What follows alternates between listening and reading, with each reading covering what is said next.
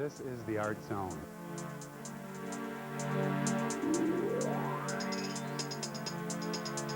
This is the Art Zone. You're tuned to the Art Zone. The Art Zone is a video document of the arts and artists in the Rockford area. This episode, an interview with artist Lee Ann Sluiter, a look at some of Rockford's National Historic Landmarks, video art from Meat Space, and opening night at the Rockford Art Museum.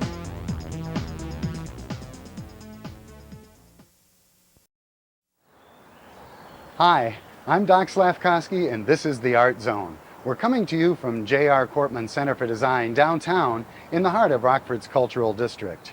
In this Art Zone, we'll talk with Rockford artist Lee Ann Sluiter about her Kortman Gallery exhibition entitled Fragments, which features large-scale drawings of charcoal on paper. And then David Hagney and Gary Carlson and Valerie Olafson will take you to some historic buildings in Rockford that are on the National Register of Historic Sites. And in the realm of architecture, we'll take you to some historic buildings in the River East section of downtown Rockford. And then we'll have some video art from Devin Hankel and Jim Asbury of Meat Space, and we'll go to the Rockford Art Museum for the opening of Figure 8. So sit back, relax, and enter the Art Zone. We're talking with artist Lee Ann Sluiter, who has a Kortman Gallery exhibition entitled Fragments. Now, tell us a little bit about the title. Well, the reason that I chose fragments, the drawings are actually just that. They're fragments. They're pieces of the figure. And I felt that this is really sort of how I feel being a woman in the contemporary world, not a whole person. And it's a metaphor for that. And you use large-scale drawings. Charcoal is your medium. Right. And why that? And I know you said now that you have a talent that you feel for drawing, but why the large scale and the charcoal? Do you use pencil? Do you use other things in your drawings? Primarily I use the charcoal. That's what I really enjoy working with because it is such a forgiving material to use. When I construct these drawings, I use rolled paper because they're obviously very big. I have to have big, large size paper. And I sand the paper, I lay in the ground of charcoal, and then I erase out a lot of the drawing and add charcoal in. For me, it's almost like being on an archaeological dig. When I'm erasing out, it's as if I have that little brush and I'm dusting those bones. So it's almost as if there's something already on there and I'm uncovering it. As far as the size of the drawings, I guess the medium is the message. To me, what I'm saying is important, and that's why I'm making it big. I couldn't conceive of making a little 8x10 drawing and making it work for me. I've tried using small scale paper, doing small scale works, and it's like being locked in a closet. I need to get out. I need to move that arm to get some gesture going. That's what really works for me. How do you want people to react to your work? What would make you feel good? What is it that you'd like to hear someone say after seeing your work? That they're provoked. It makes them think, maybe even act. Actually, I got to hear it at the opening at Kortman's when a gal came up to me and said, "Thank you for doing something for women." They're nudes, they're figures. The drawings are over at Kortman's, but that's not what it's about. It's about a woman exposing herself, opening up herself. How more exposed can you get than being naked? You mentioned in your artist statement that you have been inspired by the drawings on the caves found in, I think this is in the south of France, where they recently discovered these cave drawings. How's that? Well, theoretically, these drawings were done to make magic. They were created when they were going to go on hunts. They were created as an act of fertility, and they were making magic. They were trying to write events that were going to happen, creating events that were going to happen through their artwork. And I think that I want my work to do something like that. Not necessarily to record the past, but to construct a future. Almost like writing a story, except you're doing it in a visual sense. What does your family think about you, like, starting an art career? I mean, you weren't making art before you went back to school, were you? I mean, like, No. So this is in the past so many years. How do they react? Like your husband, your kids, what do they think? Oh, they love it. They really do, and they're very proud of me. And if it hadn't been for the support of my husband encouraging me all the way, I don't think I would have been able to do it. In the beginning, I think a lot of people thought I was crazy, and thought that maybe my husband was crazy for allowing me to quit my job and go back to school. But I think in the long run, it's made me a happier person, easier to live with, and I think it's going to prove very beneficial for our family. And where do you think you're going now with your career? Or where would you like to go with it? Well, I'll be starting graduate school at NIU in the fall, and going to get my MFA, hopefully within 3 years. And I'd like to continue to make art. They'll have to drag me out of my studio with my boots on, hopefully, and teach. I'd love to be able to teach in a college or university. Those jobs are pretty tough to get, but that's what I want to do. That's what I dream of doing. What can you say to people who are interested in starting an art career that might be in your same situation? You know, someone who's already kind of settled in a family situation. Because that's when you get into that situation, a lot of times people tend to put things off, sometimes forever. What is it that inspired you to kind of move on? Well, I think that you have to realize that your happiness is important because you've only got one life, and you have to fulfill your needs as well as everyone else's. And as a woman, as a mother, a lot of times you put yourself on the back burner. But you are important. And for me, going back to school was, I just kind of like skinny dipping. You stick your toe in the water first to make sure it's not too cold. I started out, I took 7 hours, and I was overwhelmed. I thought, how in the world can I do this? I couldn't concentrate on anything. And I made it through that first semester. And I just kind of eased my way into it to the point where I could actually, within a couple of years, start full time. Is your art, to a certain extent, self-portrait? How do you mean? Well, someday, let me ask you this. Will someday your artwork not show fragments, but show the whole figure? It's possible. It's possible. As an artist, you don't know where you're going to end up. You just know the road that you're on, but you don't know where you're really going, if that makes sense. Mm-hmm. So I can't say. I can't say what my art's going to look like 2 years from now. I know that what I was doing 2 years ago was, I felt, beautiful work, and I got a lot of attaboys for it, or attagirls, whatever you want to say. But what I'm doing now is so much better than what I was doing then. I can only hope that, like going through graduate school, that it's really going to take off. And I'm in a thing right now where I've really got a lot of creative energy, knocking out a lot of work, and who knows? It's just uphill.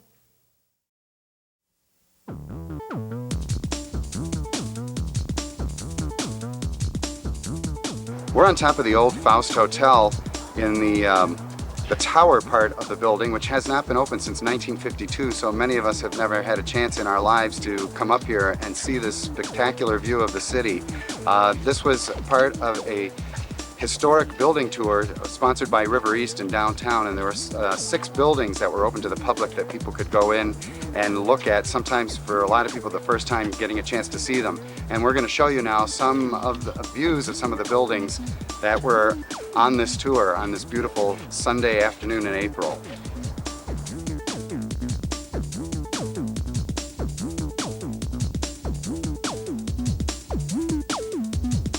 the Downtown River East District sponsored a self-guided walking tour of 6 historic buildings. Over 1,000 people had a chance to see the interior spaces of restored buildings, some of which have not been available to the general public for years. The highlight of the tour was the opening of the observation deck of the Faust Landmark. Other sites included the Superior Block,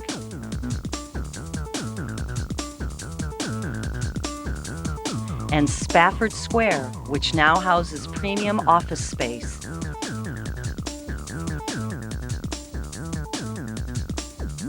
Old City Hall, now an apartment complex,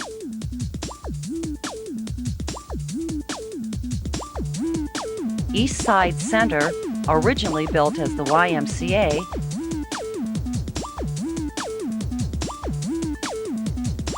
and Saturn Studio.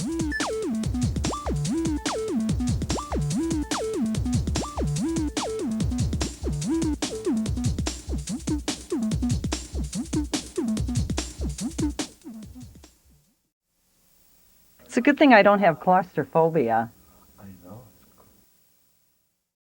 Did you know that Rockford has 15 landmarks that are on the National Register of Historic Places? Well, Val Olofsson, Gary Carlson, and David Hagney are on location at 3 of these sites to talk about their historic significance. Hi, I'm Valerie Olofsson for the ArtZone, and during this ArtZone we're going to be looking at some historic properties in Rockford. There are 12 National Register properties in Rockford, and behind me is the Chick House, which was placed on the National Register in February of 1997. I had the opportunity of working on the nomination for this property, and it stands out because it's not just beautiful Victorian houses that are on the National Register. It's properties from stone huts, tweed huts, to the pre-Civil War Chick House, which was built in 1857. It's limestone and brick construction. It's one of the only pre-Civil War buildings left in downtown Rockford. The other 2 are on the east side of the river. One is covered with steel siding, the other one's covered in stucco. One item that makes the Chick House important is the context that it's in. In the block just north of the Chick, we have the Stewart Building, which is Richardsonian Romanesque, and that was built in 1890, and Stewart Square, Art Deco of the 1920s. This block is very intact and an excellent example of turn-of-the-century architecture and its progression.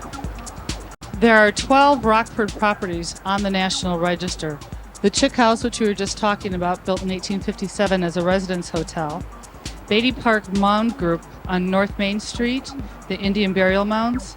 There are 2 historic districts on the National Register. The East Rockford Historic District, bounded by the Rock River, Walnut, 4th, and Jefferson Streets. Haight Village Historic District, bounded by Walnut and Kishwaukee Streets, Chicago and Northwestern Railroad tracks, and Madison Street.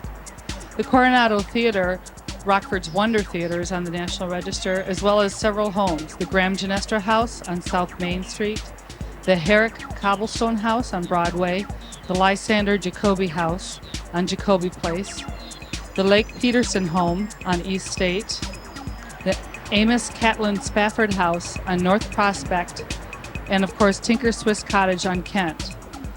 The final property on the National Register, making up an even dozen, is Memorial Hall, located on North Main Street.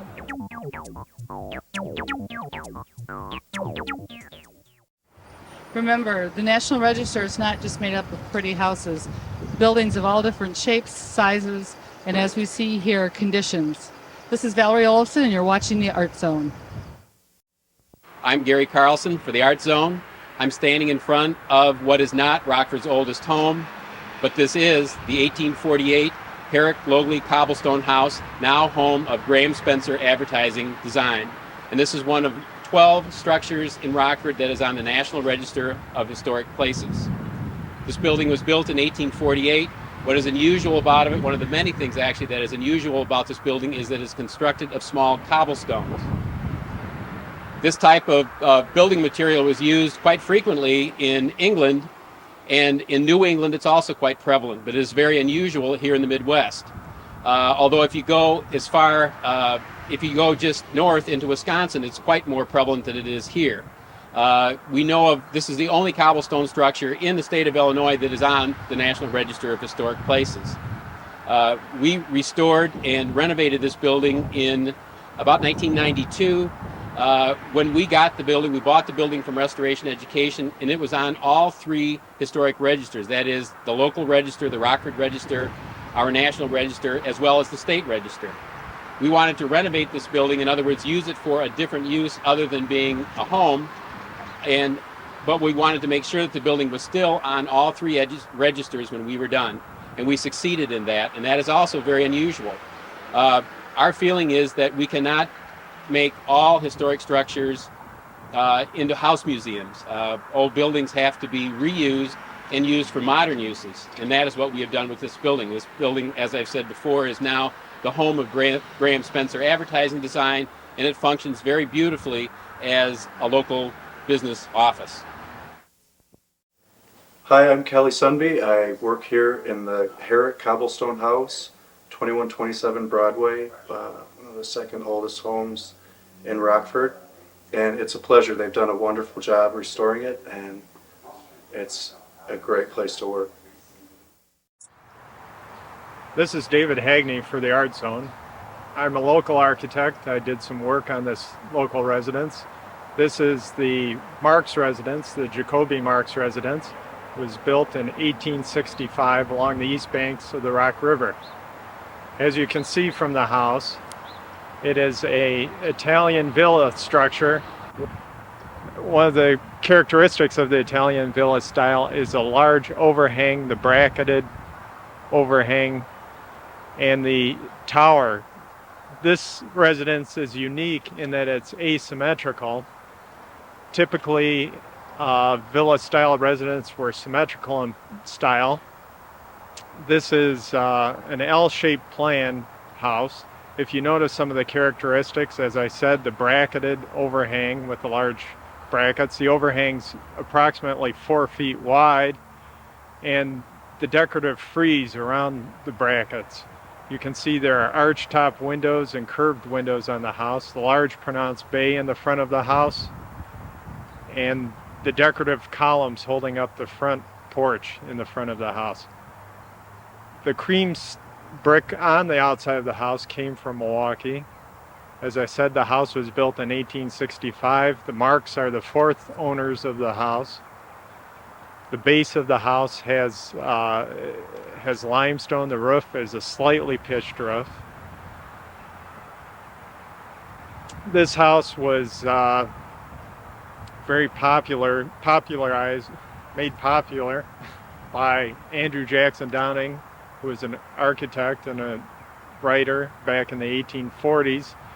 He wrote a book in 1842, Picturesque Cottages, and very similar houses to this are found along the Hudson River in upstate New York. Do you know when this was put on the National Register? This house was put on the National Register in 1982 by a former owner. And since then, the Marks have done additional work to the house. When the house was purchased, they have done additional landscaping, and recently we completed a kitchen utility room addition onto the side of the house. As you notice from the house, as I said, it was built in 1865. Even though the house is well over 100 years old, you can notice from some of the interior details that the house functions well today. The house is very livable today, and the addition makes the house much more functional than the small kitchens that existed in Victorian houses. By expanding the kitchen area, we also added a breakfast area, which overlooks the rear entry to the house. As times changed and highways were put in, the entrances that originally faced the river, as roads were added, people entered from the rears of these houses that are along the river. So in order to create a new entrance to the house, we created a flat-roofed porch, which mimics the front porch on the house and indicates where you enter into the rear of the house. As you go through the rest of the house, you see that the house is still preserving much of the original character of the house, but looks very comfortable for today's needs. Next, the Art Zone looks at video art, brought to you by the fine folks at MeatSpace. Well, our next piece is by Jason Turchin. It's from this year. It's called Crush Copy. The girl flapping around. Girl flapping around, yeah, Fly basically. swatter. It was all done with a digital non-linear editing system. Pretty high tech. He uses it to remove some frames, and it gives a really striking look to the piece, like not unlike that. And we'll take a look at that now. It's a radical departure from the first piece. See what you think.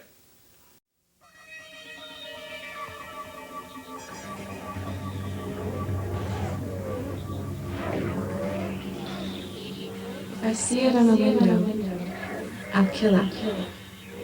Obstruction.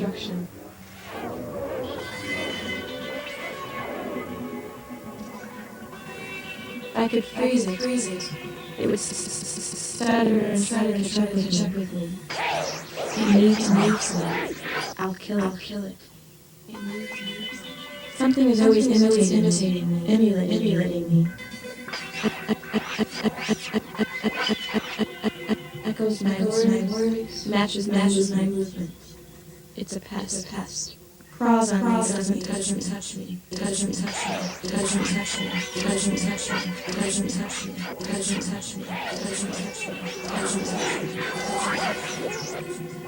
It's got every inch of my exterior mapped.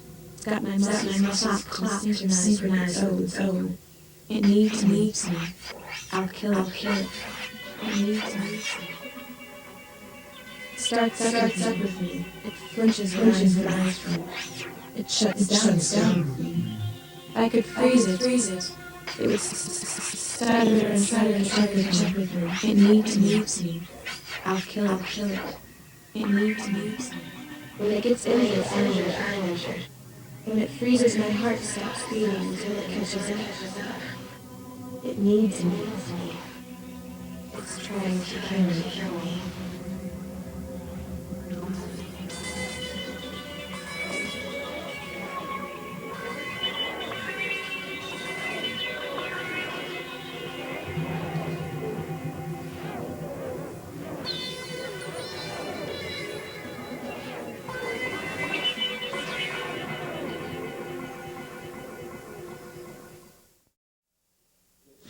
Tune in again next month. We'll be bringing you more video art here on MeatSpace. Now we take you to the opening night of Figure 8 at the Rockford Art Museum. The participating artists comment on their work. My name's Art Kleinman. I'm standing in front of a painting that I made in 1996, and all of my work deals with the self-portrait in an attempt to express my emotional attitudes. And I'm not really a storyteller, and I'm not interested in allegory or fantasy. I'm very much interested in the nature of reality. And I was a geometric abstract painter for about 15 years, and gradually, although the change is drastic, there was a transitional period of about 2 years that I arrived at the figure and then my own image, which I feel is puts me in the best place to speak from within, and I'm pleased to be in this show. Hi, my name's Suen Wong, and I'm really glad to be in this show. It's my first museum show, actually, and this is a really important show for figurative artists, and lots of important artists in the show that I really have admired the last 2 years. And the work is deals with identity and issues of race and gender and aging, and I work primarily with the South, and I work large like this. And I guess I'm just really glad to be here. All right, I'm Tony Phillips. I'm the artist who of this painting here, which is called The Green Room. And this painting is about people waiting in suspense, caught up in their own image, caught up in their anxiety as they wait to be called upon by the big people to enter in onto the stage and just to stand before the cameras as I am. These works of mine, you might as well look to the paintings over here, these three pastels. All of these works are made for you to take a hold of the psychological moment that I discover in making them, for your own speculation. And so I invite you to come down to the Rockford Art Museum and see this exhibit. My name's Gordon Powell, and I'm a sculptor, and I'm part of the three-person show here at the Rockford Art Museum, which consists of Ben Dallas and Judy Geichman. And our show, when we proposed it to Scott Snyder, was to talk a little bit through our work about beauty. And we were interested in presenting work that related to our own concepts of and ideas about beauty. And I think most people, when they come to this show, would see that we think very differently. We work differently. We work with different materials. We're kind of an amalgam of different materials and different scale of work. I'm a sculptor and build pieces out of wood and putty, and Ben is a painter, but he builds constructions which are all painted and highly finished. And Judy works as a painter, working with the lush paints and other materials on top of the canvas. And in sort of investigating our work, we felt that we each individually arrived at some unique personal kind of definition of beauty, and in general that's kind of what the show is about. Well, thanks for watching the Art Zone. We hope you enjoyed the show. If you have any questions or comments, we'd love to hear from you. Stop in and see us at J.R. Kortman Center for Design, 107 North Main, or give us a call at 968-0123. And as we close, we're going to watch artists Amy Shaponiak and Bill Rao hang a photography exhibit at the Kortman Gallery.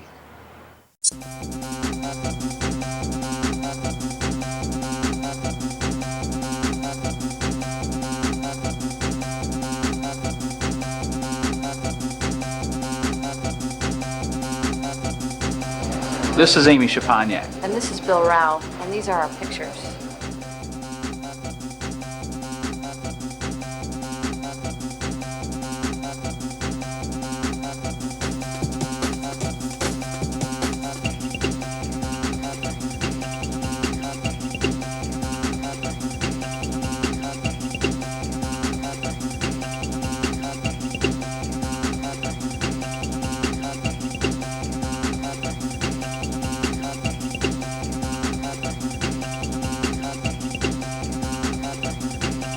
This is Nancy Froelich speaking for the ArtZone. ArtZone is funded by J.R. Kortman Center for Design and Cafe Esperanto, downtown Rockford.